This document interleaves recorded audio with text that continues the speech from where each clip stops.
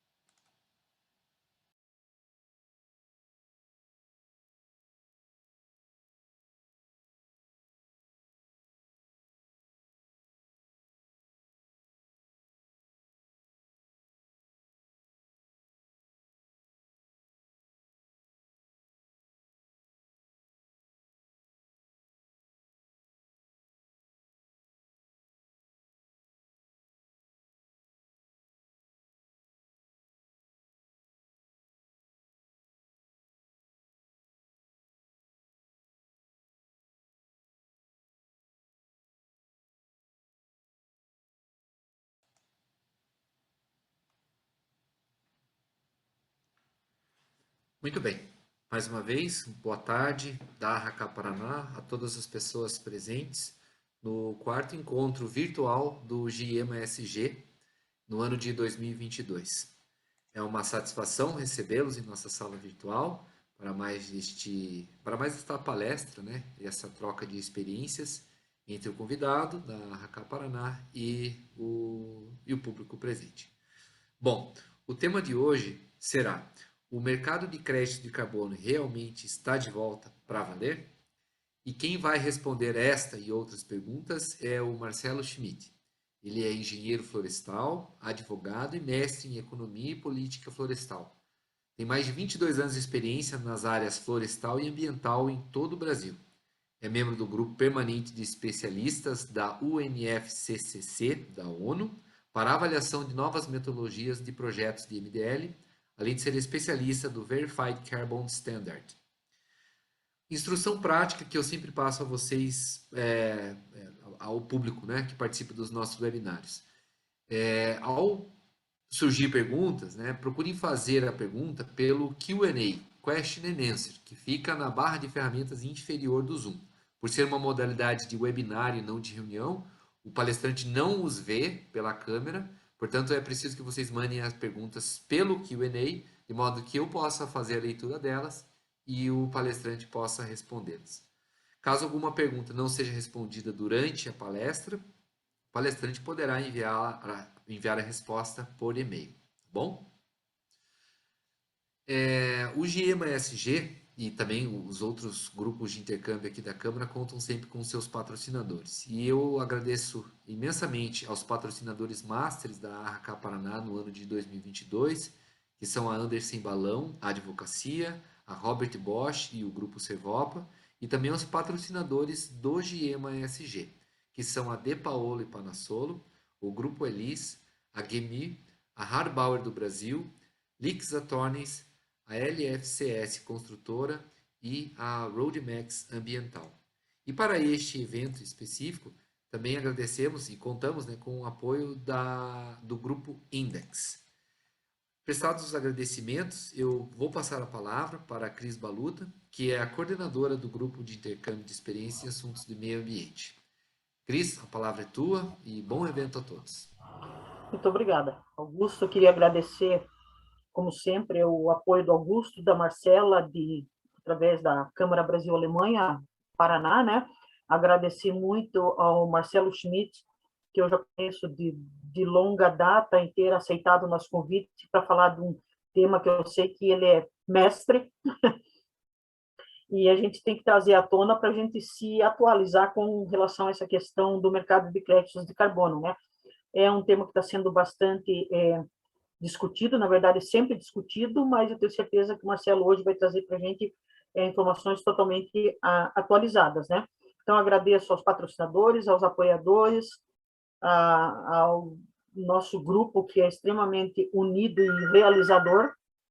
Então, eu peço, por favor, eu vou passar a palavra agora para o Marcelo Schmidt e fique à vontade para fazer a sua palestra.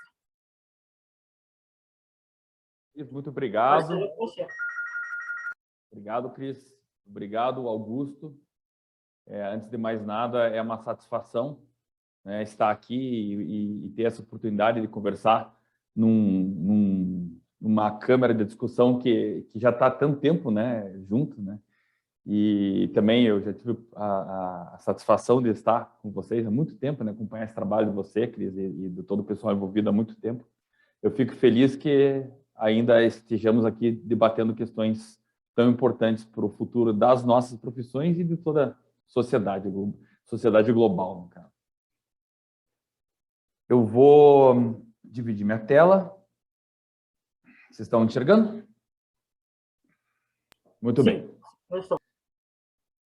Bem, vocês me perdoem pela redundância do título dessa palavra, né? Eu acho que até o Augusto percebeu, né, essa ironia, que está realmente de volta para valer. Porque, assim, desde que eu comecei a trabalhar com carbono, isso faz 20 anos, eu sempre ouvi falar muito que o crédito de carbono era o tal de cabeça de bacalhau, né? Que nunca ninguém viu. E realmente eu tenho escutado isso novamente, e junto com os rumores do que está acontecendo com essa volta, né, do crédito de carbono às mesas de discussão e ao mercado. Então, realmente, eu acho interessante a gente frisar, né? Será que ele está de volta e será que é para valer, né? Porque para os profissionais que estão aqui e trabalham na área ambiental, deve ter se percebido que por alguns anos, ali entre 2012, 13 até 2018, 19, a gente parou de falar de crédito de carbono. E agora a coisa explodiu de novo, né? Com esse final de pandemia, todo mundo novamente falando em crédito de carbono. Então a gente vai discutir um pouquinho o que está por trás disso, o que mudou lá para aquele crédito de carbono que a gente falava na virada do milênio para esse crédito de carbono que voltou agora aos fóruns de discussão.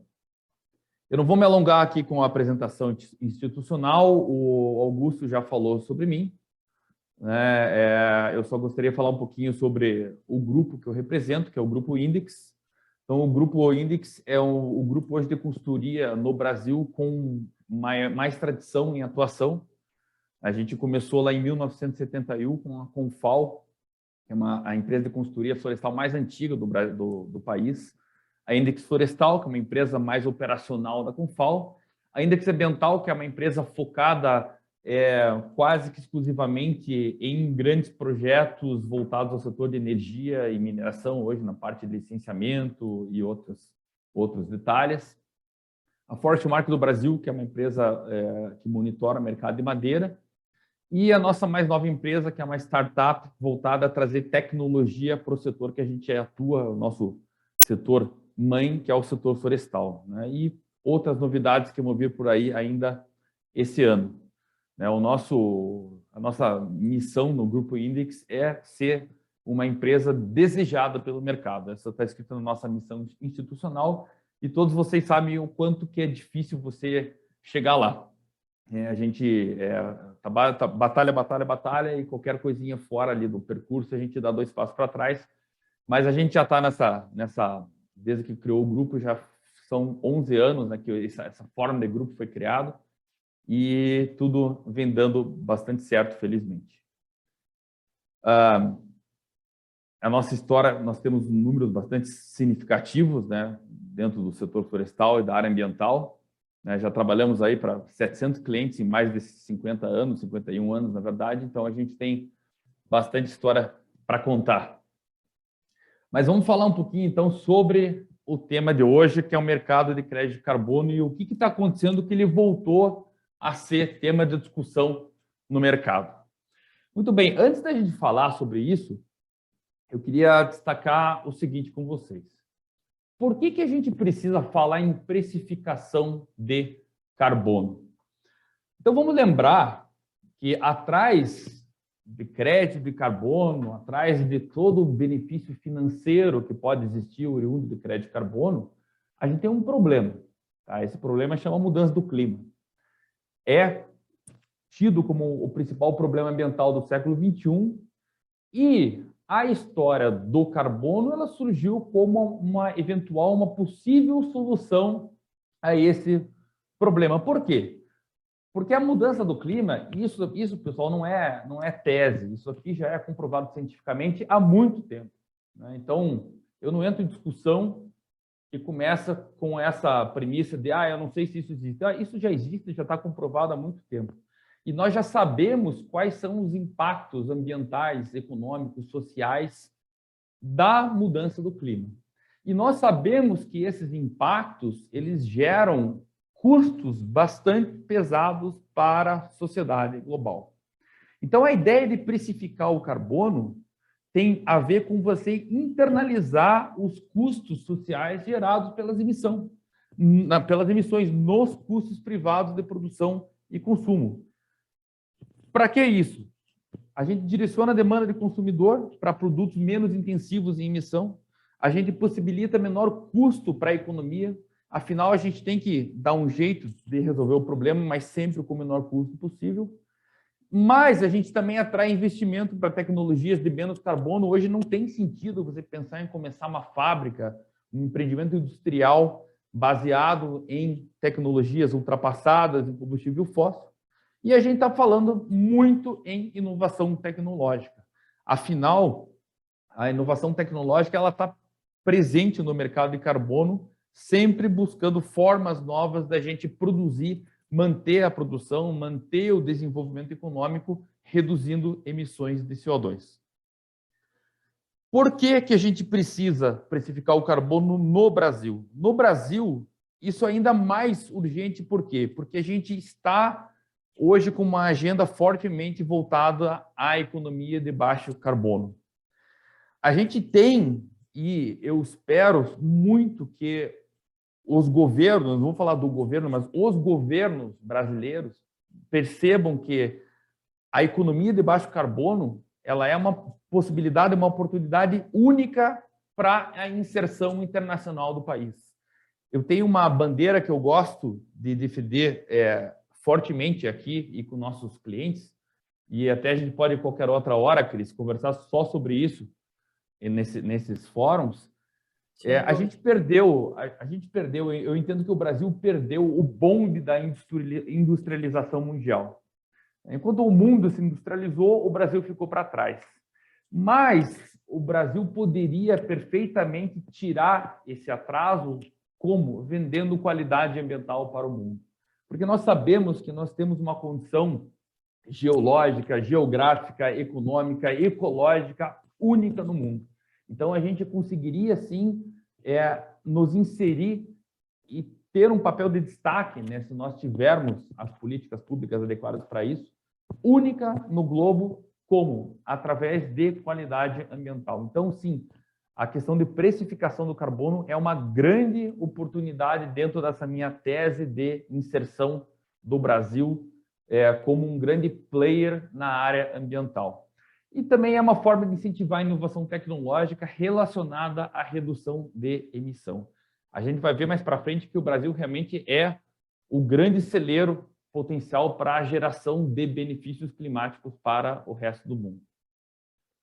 E como que a gente precifica carbono? E aí nós já vamos chegar perto do tema que é mercado de carbono. Temos duas formas, e as duas formas estão sendo adotadas ou estudadas ao longo em várias regiões do mundo. Então, primeiro, a gente pode tributar, né? Você pode utilizar a própria administração tributária existente nos países, com a vantagem que o custo de implementação de um sistema de controle tributário de carbono ele é baixo, porque o arcabouço já existe. Porém, existe um risco de dominância de regras fiscais extremamente burocráticas, extremamente morosas, e também existe um risco disso ter pouca aceitação, pouca popularidade, afinal, a gente está aumentando a carga tributária. Uma outra forma de a gente precificar o carbono é a gente criar um sistema de comércio de emissões, né? Ele tem vantagens e desvantagens. Ele exige a criação de instrumentos legislativos e institucionais próprios, né? Nós estamos lidando com isso já há décadas. Exige a criação de marco regulatório independente que aumenta a governança climática, e aí a gente tem muita coisa para falar sobre isso, né? E coisa bem recente que aconteceu na semana passada, que nós vamos destacar. Mas a maior vantagem do sistema de comércio de emissões é que ele cria um ambiente de negócios com maior participação do setor privado. E é onde que está a grande fonte de emissão de gases de efeito estufa do mundo? Está no setor privado. Então, a solução precisa passar pelo setor privado, e quando a gente fala que precisa passar pelo setor privado, a gente lembra que a gente precisa criar mecanismos de mercado que incentivem as empresas a a reduzir suas emissões, mas que deem algo também em troca. Por isso que o sistema de comércio de emissões ele tem sido melhor desenvolvido com o sistema de tributação, e é ele que está por trás daquilo que a gente veio aqui hoje para falar, que é o mercado de créditos de carbono. Como a gente começou a falar sobre crédito de carbono há mais de 20 anos, e teve um lapso de tempo aqui entre aquele período lá atrás e esse período agora, eu coloquei aqui um breve apanhado, né, um breve histórico do mercado de crédito de carbono, só para a gente relembrar. Então, vejam lá, nos anos 90, a gente teve o protocolo de Kyoto. O protocolo de Kyoto foi um tratado internacional construído dentro de um outro tratado maior, que é a Convenção Quadro das Nações Unidas sobre Mudança do Clima. Ele é bastante significativo para o Brasil, o protocolo de Kyoto, porque ele nasceu no Brasil, né? Tanto o protocolo do Kyoto quanto o mercado oriundo do protocolo de Kyoto, que é o mecanismo de desenvolvimento limpo, né? A ferramenta oriunda, foram fruto de sugestões de técnicos brasileiros. E o protocolo de Kyoto tinha por objetivo o quê? Estabelecer metas concretas de redução de emissão e criar ferramentas, mecanismos que possibilitassem que os países atingissem tais metas. Então, nós tivemos ali, entre os anos 90 e 2005, a ascensão desse mercado de carbono, oriundo lá do protocolo de Kyoto. Foi importante. Entre 2005 e 2008 foram negociados mais de 400 milhões de toneladas de carbono, né, estimando aí quase 7 bilhões de dólares. Mas, com a crise econômica mundial ali em 2008, isso se desacelerou. Entre 2008 e 2012, existiu aquilo que nós chamamos de primeiro período de compromisso do protocolo de Kyoto, onde os países, quando os países compromissados lá com o protocolo de Kyoto tinham que apresentar, né, aquilo que eles fizeram para atender suas metas de redução de emissão. Em 2013, a comercialização de crédito de carbono teve uma grande queda. Por quê? Porque acabou o período de compromisso do protocolo de Kyoto e não houve a esperada renovação, né? Esperava-se um segundo período de compromisso e isso não aconteceu. E aí também, devido ao mercado europeu que retirou, né, produtores, né, envolvidos na negociação por essa não renovação do protocolo, o mecanismo se enfraqueceu. Ele se enfraqueceu e em dezembro de 2015 a gente teve uma nova chama de esperança no mercado internacional de crédito de carbono, que foi a assinatura do Acordo de Paris, né? E, basicamente, o Acordo de Paris falou, vamos esquecer tudo aquilo que estava no protocolo de Kyoto, a situação mudou, tinha país lá que era país em desenvolvimento e hoje virou país desenvolvido, industrializado. Então, vamos criar novas regras para que a gente tenha um esforço comum, ainda contando com a participação do mercado, mas que possamos, né, com metas mais ousadas, frear o avanço da mudança do clima. O que aconteceu de 2018 para cá? Aconteceu que pouca coisa aconteceu. A gente, na esteira aí de crise econômica mundial, e a desconfiança, né, sobre essa questão das regras do Acordo de Paris, que nunca foram estabelecidas claramente, o mercado ele foi reduzindo, ele foi desmanchando. Sumiu? Não sumiu, né? Até hoje existe o trading de créditos de carbono lá de trás, oriundos nessa época, eles continuam sendo tradeados no mercado.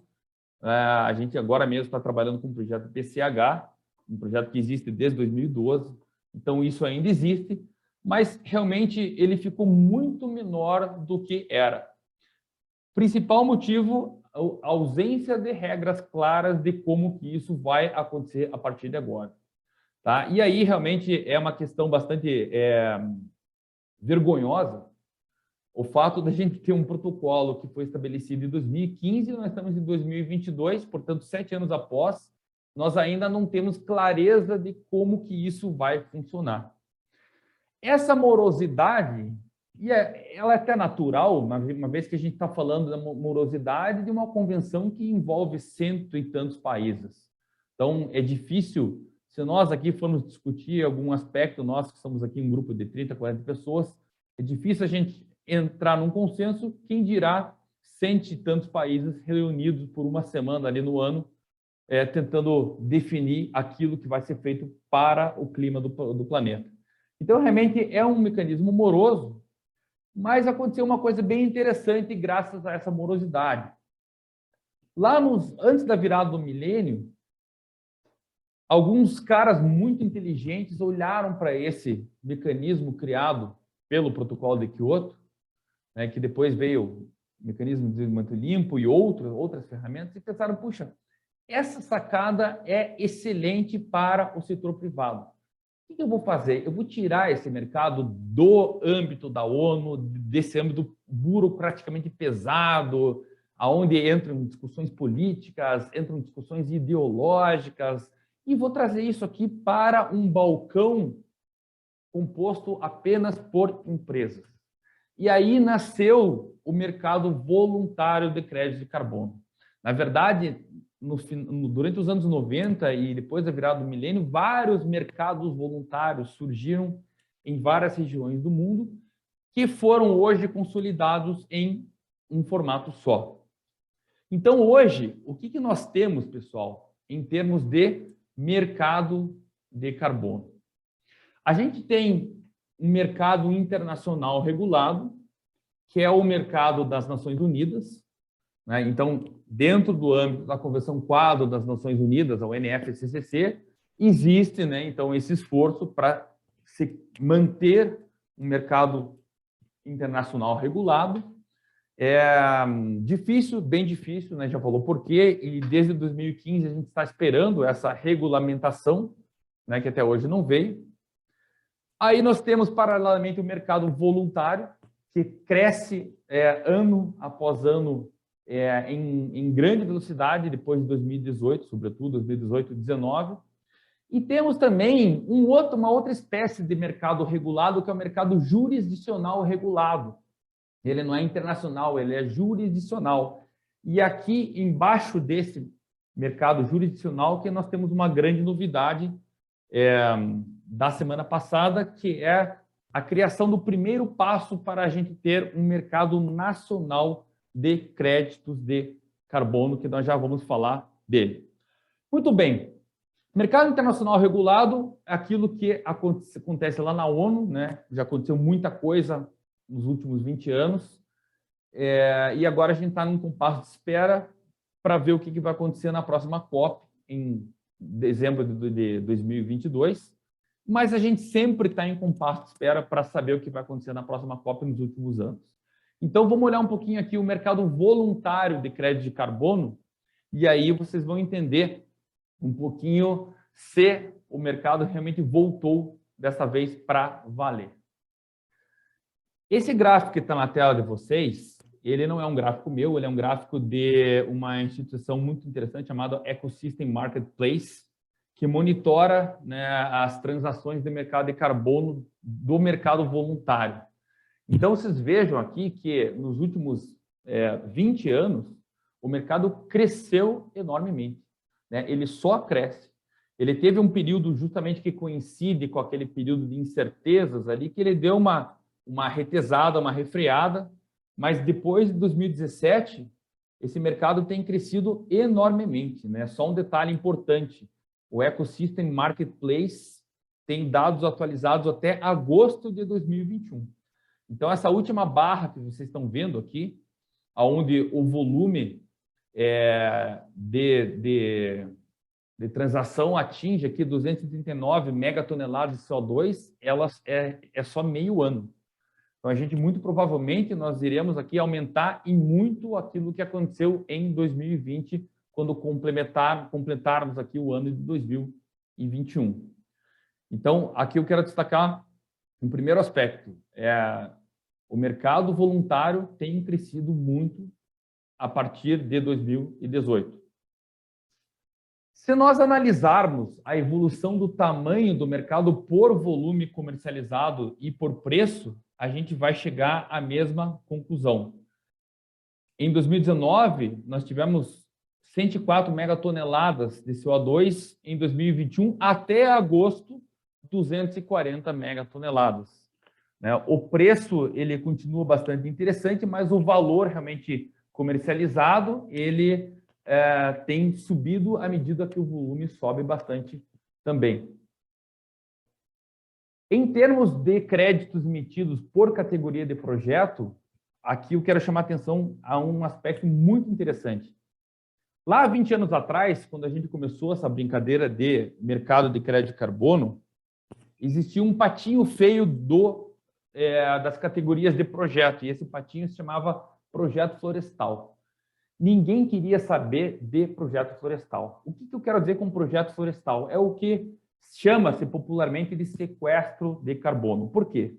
Nós temos duas formas de retirar os gases, ou melhor, de combater o aquecimento global. O aquecimento global, como vocês devem se lembrar, ele é causado por um efeito estufa acelerado, um efeito estufa intensificado.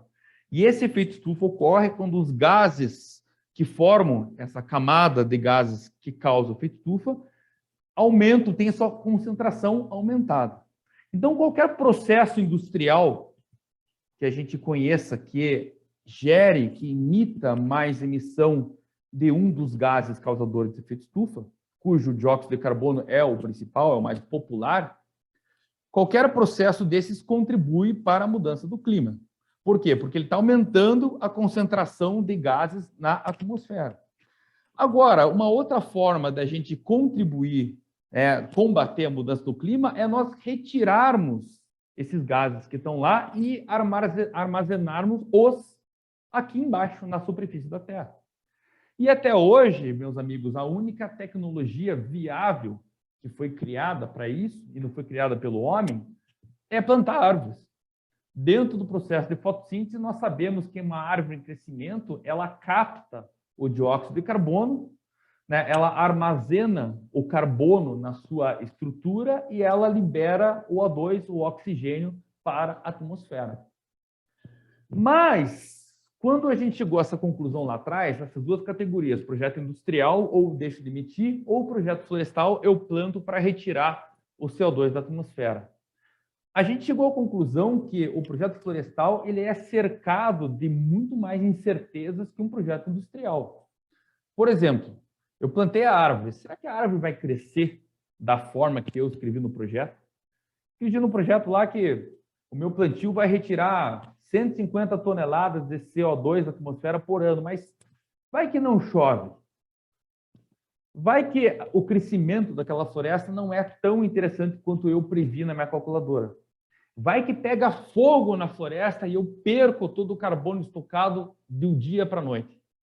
Então, todas essas incertezas levaram a comunidade europeia, que lá atrás e até hoje é o principal comprador de crédito de carbono, falar: estou fora, não compro créditos de carbono de projetos florestais.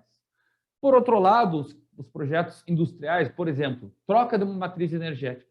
É a coisa mais fácil do mundo você fazer um projeto de troca de matriz energética, porque o cálculo é muito simples. O raciocínio é muito simples, é muito fácil de você comprovar que você está gerando redução de emissão. Então, foi esse projeto que bombou há 20 anos atrás. Hoje, meus caros, essa lógica se inverteu. E a inversão dessa lógica tem justamente a ver com o driver do mercado de carbono de hoje e com a resposta à pergunta tema dessa palestra. Se lá atrás, na virada do milênio, o mercado de crédito de carbono ele nasceu por uma obrigação oriunda, né, de um mercado global e também por uma busca por negócios, né, por você emitir e tradear crédito de carbono. Hoje, o que está motivando essa ressurgência do mercado não é esse aspecto, mas sim o compromisso das empresas em aderir a políticas ESG. O compromisso das empresas em contar para seus stakeholders e para seus shareholders que ela está fazendo algo para ajudar naquele que é o principal questão ambiental do século XXI, que se chama mudança do clima. Graças a isso, as empresas têm olhado com carinho especial para projetos de crédito de carbono florestal. E por que isso, meus caros? Porque o projeto de crédito de carbono florestal, ele não é simples troca de uma máquina, uma indústria, uma troca de uma caldeira a óleo BPF por uma caldeira a biomassa. O projeto florestal, ele envolve uma série de outros aspectos relacionados à sociedade, a comunidades, à biodiversidade, né, à distribuição de renda. Então, ele tem realmente um valor agregado em termos de sustentabilidade quando a gente pensa em projeto de carbono. Não é só carbono, ele é carbono e muito mais. Tanto é que hoje, em termos de certificação de projetos florestais, a gente usa dois padrões. A gente usa um padrão que é o VCS, o Voluntary Carbon Standard, e usa também o CCB, que é um padrão específico voltado a questões de biodiversidade, comunidade, etc. Então, vejam o seguinte, que coisa interessante. Em 2020, a gente teve aqui a emissão de 57 milhões de toneladas de créditos florestais. Em 2021, até agosto, 107 milhões. Se a gente for olhar as outras categorias, nenhuma delas teve um crescimento tão expressivo. Energia renovável, né, que é bastante importante em termos de mudança climática. A gente tinha 102 mil toneladas emitidas em 2020 e temos, até agosto de 2021, 100 mil toneladas. Então, ele praticamente está estável. E é o mesmo caso também das demais, demonstrando que realmente hoje o mercado comprador de crédito de carbono está olhando, está preferindo projetos relacionados à floresta e uso da terra. Quando a gente analisa um detalhezinho interessante aqui, o preço do crédito de carbono de remoção, ou seja, de sequestro, ou seja, florestal, comparado com redução, a gente também vai ver que o valor comercializado, tanto em 2020 quanto em 2021, médio dessa categoria é muito superior ao valor médio de créditos de redução. Então, veja aqui, 2021 até agosto, valor médio dos créditos negociados de redução, $1,71. E dos créditos de remoção, os créditos florestais, $7,98. Então, a gente tem 5 vezes mais praticamente, né? 4 vezes alguma coisa mais do que o crédito de redução. Eu já falei para vocês que o Brasil tem um papel e um potencial de protagonismo muito importante nesse mercado. Teve um estudo agora da McKinsey que projetou, eu não gosto de trazer esses números aqui, porque eu tenho um pouco medo das projeções, mas projetou realmente que o Brasil tem tudo, né, para assumir um papel muito importante, mas se nós formos ver o que está acontecendo hoje, a gente já percebe isso claramente. Em 2020, a Ásia ela comercializou aqui 63 megatoneladas de CO2 e subiu para 91 megatoneladas, ou seja, cresceu 50%. A América Latina comercializou 18,9, muito menos, mas, em compensação, nós dobramos, nós crescemos em 100%, né, em 2020 para 2021, o volume de créditos transacionados. né, mostrando novamente que a gente tem um potencial muito grande. E quando a gente está falando de América Latina, pessoal, a gente está falando de Brasil. Tem projeto na Colômbia, tem na Costa Rica, mas o Brasil é o grande país potencial em crédito de carbono na América Latina por conta de uma série de razões. A principal delas, a grande generosidade territorial do nosso país, né, que não se compara a nenhum outro país da América Latina. Se a gente for analisar o padrão hoje de mercado voluntário mais aceito, é o que eu já comentei aqui, o Verified Carbon Standard, VCS. Ele é estourado hoje, de longe, o padrão mais consolidado e mais aceito. Inclusive, você pode fazer um projeto pelo VCS usando uma metodologia de MDL, lá do protocolo de Kyoto. Você tira ela lá de dentro daquele arcabouço pesado, né, denso das Nações Unidas e traz aqui para o balcão para uma negociação privada. Isso é aceito pelo Verified Carbon Standard. E a tendência, pelo que nós estamos vendo, é realmente que o VCS cresça e esses outros padrões, eles acabam sendo absorvidos pelo VCS, como o VCS já fez, né, com outros padrões agora nos últimos anos. Na verdade, hoje o VCS ele tem um outro nome, ele chama VERRA, né, VERRA, e ele engloba diferentes padrões, além do próprio VCS, além do próprio padrão em si. Um outro aspecto que eu queria falar ainda sobre crédito de carbono, antes de falar de crédito de carbono voluntário, antes de falar sobre o mercado nacional, é que hoje nós temos visto também uma tendência muito interessante nas empresas aqui, que são clientes do Grupo Index, de buscarem não só crédito de carbono, mas buscarem a gestão do carbono. Então, o que eu quero falar com isso? Elas não estão interessadas necessariamente em ir lá no mercado comprar crédito, elas estão interessadas em mostrar para a sociedade que elas reduzem, elas controlam, monitoram as suas emissões, o seu perfil, a sua pegada de carbono. Então, nós temos visto e temos trabalhado diferentes estratégias para diferentes empresas voltadas a emitir menos e contar isso para o mercado. Vou dar um exemplo muito interessante aqui. Uma empresa de base florestal, centenária, que é nosso cliente, e ela é uma empresa multinacional. Ela está no Brasil, mas ela também está em outros países. E essa empresa, ela nos procurou pela seguinte razão. Ela tem corporativamente, ou seja, globalmente, ela tem um inventário de emissão de gases de efeito estufa, mas o único país onde ela tem floresta é no Brasil. Essas florestas, que são um estoque de carbono, elas abatem a emissão de CO2 em todas as fábricas da companhia em todo o mundo.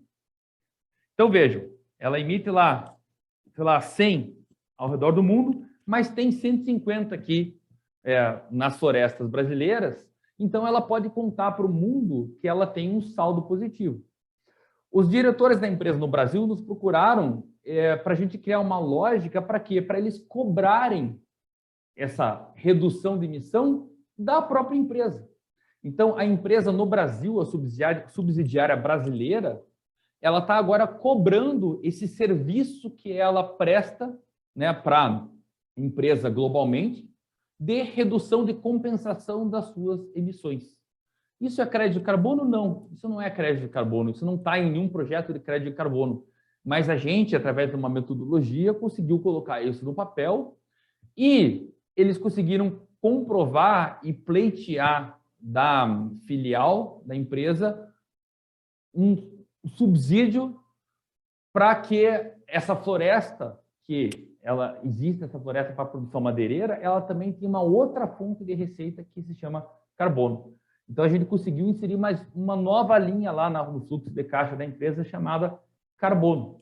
Né? E a gente mostrou, né, no headquarter da empresa, na filial, que se ela tivesse que ir para o mercado comprar créditos de carbono para abater a sua emissão, ela ia gastar X. Então, a gente fez uma proposta dela pagar lá 1/3 de X para a subsidiária brasileira e manter isso ao longo dos anos. Então, esse é um exemplo de uso do carbono, né, para metas corporativas. Não é crédito de carbono, mas é algo que vai crescer e vai se tornar cada vez mais importante. Por fim, meus caros, e aí saindo, lembro daquele slide que eu mostrei para vocês, a gente tem o crédito, o mercado de carbono regulado, né, que é o da ONU, nós temos o mercado de carbono voluntário, que nós acabamos de falar, e temos os mercados jurisdicionais, e aqui entra o mercado brasileiro de crédito de carbono, e isso aqui é extremamente fresco. Isso aqui é da semana passada, onde nós tivemos a publicação do decreto 11.075, que equivocadamente foi chamado do decreto que criou o mercado de crédito de carbono. Ele não criou nada, o mercado de crédito de carbono ainda não está criado, nós já vamos tentar entender quando que isso deve estar pronto.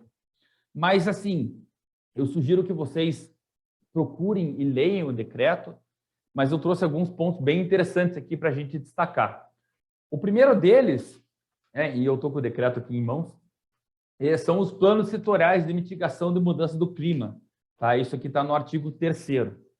Então, o que acontece? Lá no Acordo de Paris, vejam, esse decreto ele não está solto, ele tem um cordão umbilical com os esforços globais, né, dentro de um mercado regulado para combater a mudança do clima. Então, lá no Acordo de Paris, foi determinado uma meta nacional para cada país participante signatário do acordo, nas chamadas NDCs, as metas nacionalmente designadas.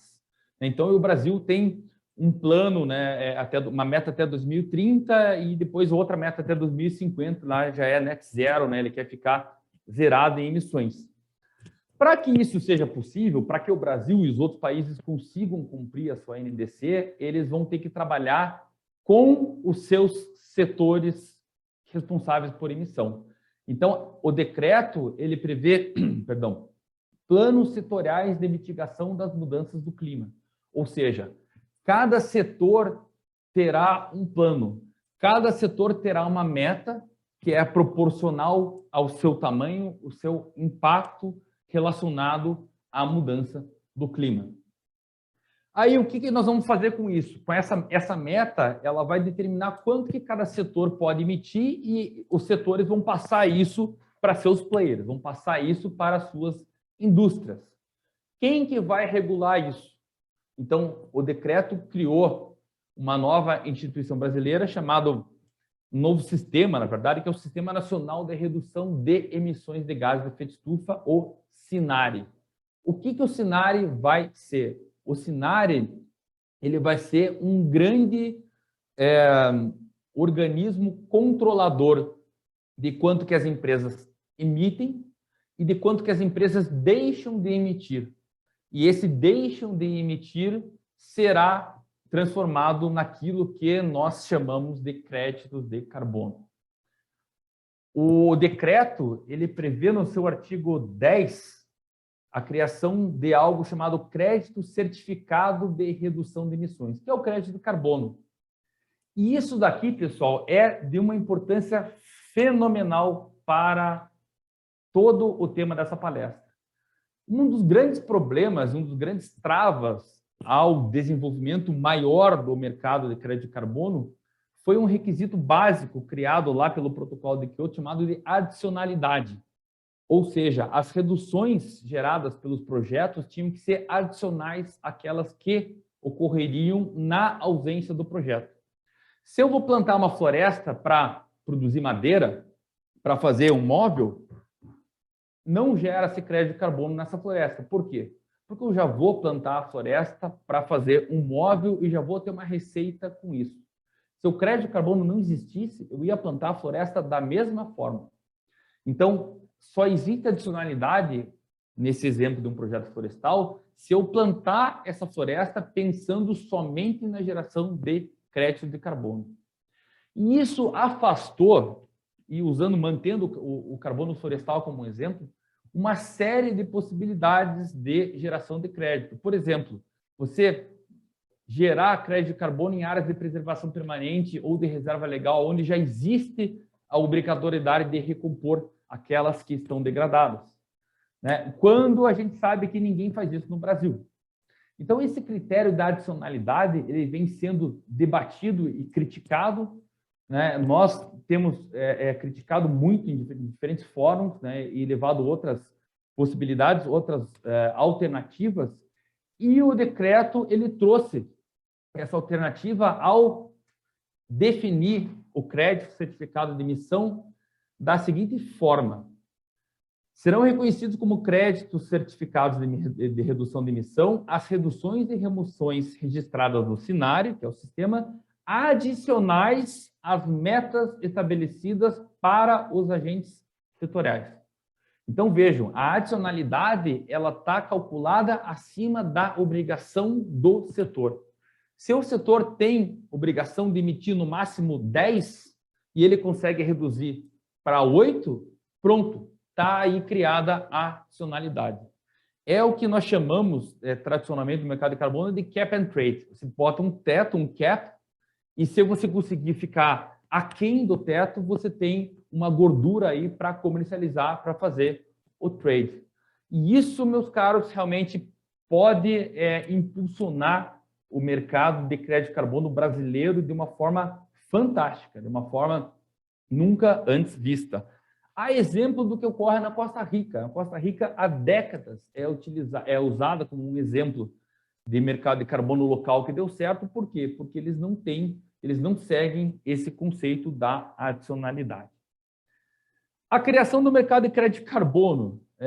Mas quando, né? Se vocês forem procurar aí no Google, vocês vão ver lá, na semana passada foi publicado o decreto que cria o mercado de crédito de carbono. Não, ele não cria nada. Na verdade, aqui a gente tentou criar uma linha do tempo tentativa de quando que nós devemos ter, sendo bem otimista, esse mercado de crédito criado. Então, em maio agora, a gente teve o decreto 11.075, que colocou no papel muita coisa importante, mas tem muita lacuna e muita coisa a ser definida aqui. Esperamos que no primeiro semestre de 2023, os setores apresentem uma proposta, né, para começar a trabalhar essa questão. Até o final do ano que vem, a gente deve ter a divulgação dos planos setoriais previstos do decreto. Acreditamos que em 2024, durante o ano 2024, as empresas vão preparar os seus inventários de carbono para, no primeiro semestre de 2025, submeterem seus inventários e aí surgirem as primeiras possibilidades de crédito de carbono, crédito certificado de redução de emissão, que é o nome do decreto. Então, acreditamos que ali, no segundo semestre de 2025, talvez 2026, a gente tenha início a esse mercado nacional, mercado brasileiro de créditos de carbono. Sendo bem otimista, né, pessoal? Esse ano é um ano de eleição, então a gente sabe esse vacaço que tem, né, um pouco antes, um pouco depois da eleição, as coisas podem mudar. Então, sendo otimista, em 2025, no final de 2025, a gente vai ter esse mercado rodando. Para acabar aqui a nossa conversa, hoje, pessoal, eu acredito muito que a gente está vendo um mercado sem volta. O mercado sem volta porque ele não está mais apoiado em questões meramente de obrigação legal, mas sim existe um interesse das empresas demonstrarem isso, né, para as corporações, né, para os seus clientes, e isso vem justamente dessa popularização das práticas de ESG, né, que já foram chamadas de outra coisa no passado, mas o que eu gosto de destacar é que a diferença do ESG é que a questão de desenvolvimento sustentável chegou finalmente no C-level das empresas. Antes não chegava. Antes ficava ali as empresas gerando um monte de indicador ambiental, socioambiental, e isso ficava ali patinando. Hoje não. Hoje chegou na mesa do CEO e ele precisa incorporar isso às suas decisões. Vejo uma grande oportunidade para projetos florestais, né, sobretudo aqueles destinados à recuperação de áreas degradadas, uma vez que desmatamento evitado, o RED, ainda tem muita coisa para ser conversada e definida. E também vejo uma possibilidade grande de geração de valor pelo carbono, independentemente do mercado de crédito de carbono, como está fazendo aquela empresa que eu dei de exemplo por vocês. tiro o meu chapéu, dou meus parabéns de novo, sem entrar em nenhuma discussão política e de governo, mas a gente tinha uma política nacional no mudança do clima de 2009, se eu não me engano, que estava parada, estagnada, e finalmente alguma coisa foi feita para isso andar, né? Tomara, espero eu, que não fique no fogo de palha de novo e isso ande, porque a gente tem a possibilidade de criação aí de um mercado muito importante no Brasil. Pessoal, gostaria de agradecer a atenção de vocês nesse tempo. A gente tem ainda aí alguns minutinhos poucos para perguntas. Eu vi que aqui no Q&A tem algumas questões já, eu já vou lê-las, mas eu deixo aqui, além disso, os meus contatos, né? Como a maioria de vocês, eu estou em Curitiba, né? Essa série da nossa empresa, e a gente tem satisfação em conversar, em receber ou interagir com vocês através de nossas redes sociais. Perfeito. Bom, Marcelo, eu gostaria de mais uma vez agradecer. Eu tinha certeza que você iria abordar o tema com total conhecimento e nos trazer essas novidades, né? E eu gostaria até de fazer uma pergunta. Nesse papel de protagonismo que o Brasil pode assumir, né? Você acredita que vai ter uma transição justa? Até coloquei ali no chat, ou seja, como que vão ficar as cadeias envolvidas que vão ficar para trás? Como que você vê tudo isso? Então, Cris, eu fiz um elogio aqui ao decreto e agora eu vou começar as críticas, já respondendo a tua pergunta. O artigo 5º do decreto, ele fala uma coisa que nos deixou preocupados. Ele fala que os planos setoriais de mitigação das mudanças climáticas poderão definir tratamento diferenciado para os agentes setoriais, considerando, entre outros critérios, categoria, faturamento, nível de emissão, região, ou seja, quando isso estiver lá rodando no Congresso, a gente sabe que tem setores que são melhor representados do que outros, né? De forma por cima da mesa e de forma por baixo da mesa. Então, realmente, eu acho que tem que ter um tratamento diferenciado, afinal, nem todo mundo é igual. Mas eu me preocupa realmente essa transição justa que você comentou, ela pese mais para aqueles setores que têm uma melhor representatividade. É uma pena, porque é uma oportunidade que você vê realmente que vamos esperar que o Brasil aí não perca de novo o time, né? Sim. Que vá trocando peça mesmo com o trem andando e que a gente consiga fazer parte, né? Eu vi também que tem outras perguntas, eu acho que o Augusto já está por aí, né? Não sei se você quer ir respondendo as perguntas, você tem acesso também? Augusto está por aí? Sim, Cris, eu tô aqui observando, mas o Marcelo me parece que tá disposto a fazer a leitura e já responder, né, Marcelo? Sim. Você eu mesmo acho que se vocês concordarem, as perguntas ali, né? Vamos lá, estou com elas na minha frente. Tá bom. Então, tem uma primeira pergunta da Rúbia. Ela pergunta se as empresas do setor de logística poderão estabelecer seus próprios planos de compensação de carbono ou agora elas devem acordar o respectivo plano setorial. Não, agora todas devem aguardar o plano setorial. Isso, Rúbia, considerando aquilo que vai acontecer no âmbito do mercado brasileiro de crédito de carbono, né? Lembrando que as empresas de logística, como qualquer outra empresa, também podem olhar para o mercado voluntário e também manter o olho para aquilo que acontece no mercado regulado global. Ela perguntou se os setores empresariais terão subdivisões estaduais para o estabelecimento de metas. Não sabemos ainda, Rúbia, muito embora nós acreditamos que sim. Nós acreditamos que a coisa vai afunilando, né? A gente tem, então, um plano setorial que vai descer, né, para as empresas e isso muito provavelmente vai chegar em âmbito estadual. Tem duas perguntas que abordam floresta, uma da Rúbia e outra do Ricardo. A Rúbia perguntou se as florestas preservadas são objeto para o mercado de crédito de carbono. Então, Rúbia, pelo conceito da adicionalidade, elas ficam de fora. Mas seria uma grande pena a gente não ter no mercado de carbono um incentivo à recuperação de áreas degradadas, mesmo dentro de áreas de preservação. Então, por isso que a gente está discutindo bastante o conceito da adicionalidade para trazer também esse mecanismo para florestas em área de preservação, área de reserva legal. Né? Pelo menos que seja viável a recuperação de área degradada, considerando a grande quantidade de milhões de hectares que nós temos de áreas degradadas no país. O Ricardo perguntou sobre projetos de reflorestamento, se eles não geram créditos de carbono. Não, eles não geram, Ricardo. E você está certíssimo no teu raciocínio. Ele falou, apesar de efetivamente sequestrarem carbono durante anos. Isso é uma grande bronca do setor florestal, né? O setor florestal hoje tem 10 milhões de hectares de florestas plantadas que fixam, né, mantém fixado um estoque fantástico, né, de carbono, né, que poderia estar na atmosfera, né, agravando ainda mais os malefícios, né, desse problema. Mas essa lógica de adicionalidade, ela exclui os projetos de reflorestamento porque eles existem efetivamente para a produção de madeira. Né? Embora essa lógica seja cruel, é a lógica que o mercado criou. Vamos ver se isso muda. Tá? Até agora, eu não acredito.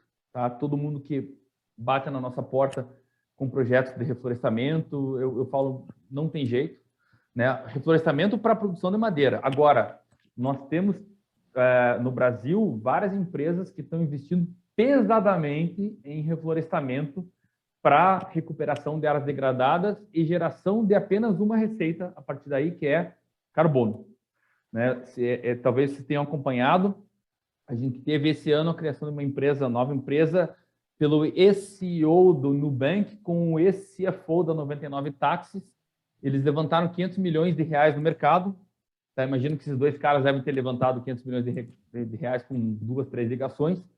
E eles criaram um fundo para investimento em projetos de recuperação de área degradada, com uma meta muito ousada de plantar 30 mil hectares por ano. Ninguém fez isso no mundo nunca, né? Plantar 30 mil hectares de floresta nativa por ano.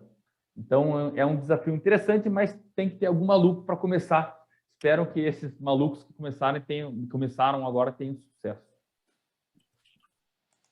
Eu não sei se tem mais alguma pergunta, eu não estou tendo acesso aqui, eu não saiu da minha tela. Tem sim, tem mais duas então, aqui. Eu não estou tendo acesso aqui. Então, se você se sentir à vontade, Marcelo, e com tempo ainda... Sim, a Daniele, ela pergunta, quais as perspectivas que você vê em gerar adicionalidade na agricultura, considerando que temos plantio direto e alto aporte de matéria orgânica nas áreas do sul do Brasil? Daniele, além da floresta, a agricultura é um setor que está em ebulição em relação a crédito de carbono. Por quê? Porque é um setor que, primeiro, tem tem um perfil de emissão bastante significativo, né, sobretudo pela parte dos fertilizantes.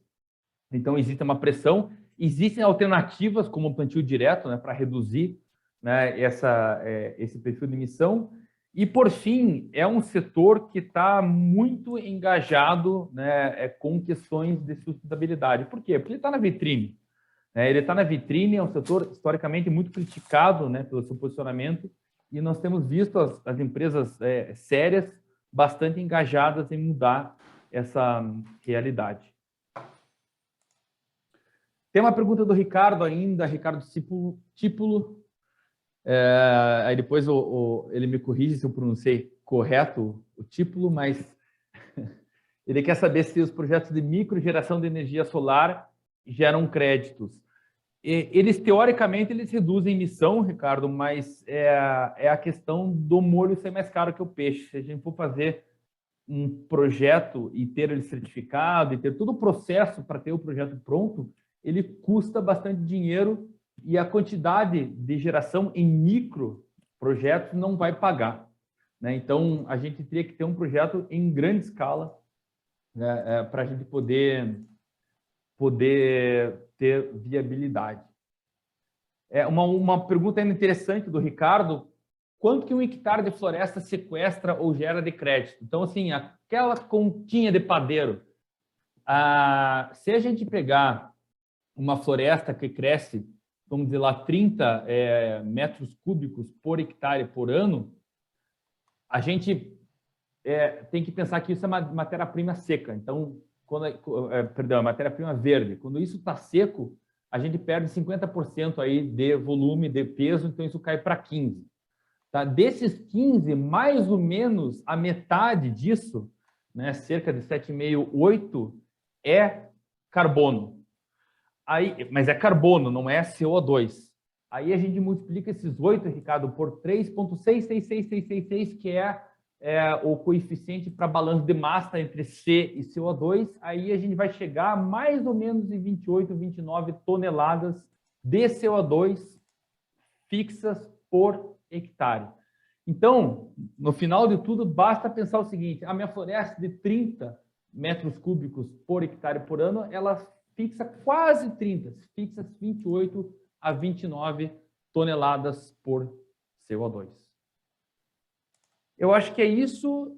Novamente, Cris e demais, se vocês tiverem, se surgirem outras questões, eu fico à disposição nas redes sociais, e-mail, WhatsApp, cafezinho, né? A gente tem várias formas de se comunicar com o pessoal.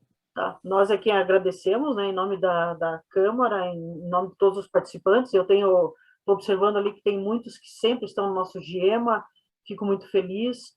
A Larissa Milkevitz, o Maurício Kruger, a Denise Baluta, a Rúbia, Moisa, o Ricardo Tipulo, a Rosana Collect, o Werner Kessler. Então, são todos, assim, frequentadores assíduos do GEMA, né? Fico muito feliz que a gente está mantendo o nível do GEMA SG desde 2004, né? E espero poder contar com você, com toda certeza, para desdobramentos aí do tema, né? Então, muito obrigado ao Augusto, ao Marcelo, né? E agora eu vou chamar o Augusto. Augusto, obrigado. Presente. Então, reitero os agradecimentos em nome da Racal Paraná, a você, Marcelo Schmidt, e agradeço também a todos os que acompanharam o 4º encontro virtual do GIEMA-SG da Racal Paraná. E também agradeço aos nossos patrocinadores Masters no ano de 2022, que são a Robert Bosch, a Anderson Balão Advocacia e o Grupo Servopa, e aos patrocinadores do GIEMA-SG, a De Paoli Panassolo, o Grupo Elis, a GEMI, a Harbauer do Brasil, a LFCS Construtora, Lix Attorneys e Roadmax Ambiental. E agradeço também, na pessoa do Marcelo Schmidt, o Grupo Index, por ter participado, né, deste evento, cedendo um palestrante aqui para compartilhar conhecimento com todos. Então, espero que todos estejam bem, cuidem-se ainda com essa fase de não sei chamar se é quinta onda, mas enfim, né, aumento dos casos, continuem se cuidando e espero encontrá-los no evento presencial do GEMA, se der certo, né, Cris, no segundo semestre de 22, tá bom? Um grande abraço a todos e até uma próxima. Obrigado, pessoal. Obrigado, Marcelo. Obrigado, Cris. Um abraço.